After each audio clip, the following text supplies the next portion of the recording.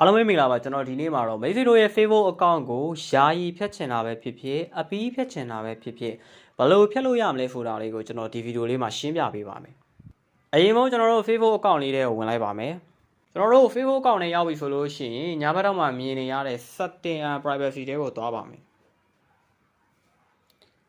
setting and privacy တွေကိုရောက်ပြီဆိုလို့ရှိရင် setting လေးတွေကိုသွားမယ်။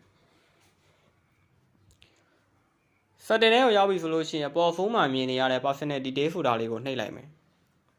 ကျွန်တော်ဒီလေးကိုရောက်ပြီဆိုလို့ရှိရင်တော့ personal detail လေးကိုပဲဆက်ရွေးမယ်ပြီးရင်တော့အောက်ဖုန်းမှာမြင်နေရတဲ့ account ownership and control ဆိုတာလေးကိုနှိပ်လိုက်ပါမယ်ဒီနေရာမှာတော့ဒုတိယစာကြောင်း deactivation or deletion ဆိုတာလေးကိုနှိပ်လိုက်မယ်ပြီးရင်တော့ကျွန်တော်တို့ဖြတ်မဲ့ account လေးကိုရွေးလိုက်ပါမယ်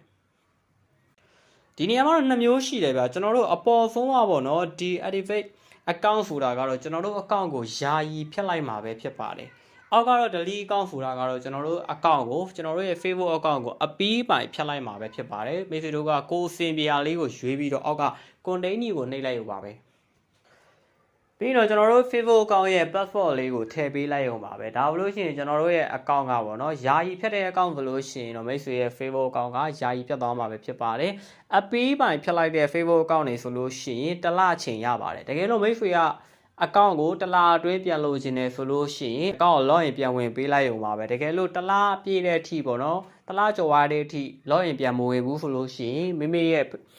မိတ်ဆွေရဲ့ Facebook account ကအပီးပိုင်ပြတ်သွားမှာပဲဖြစ်ပါတယ်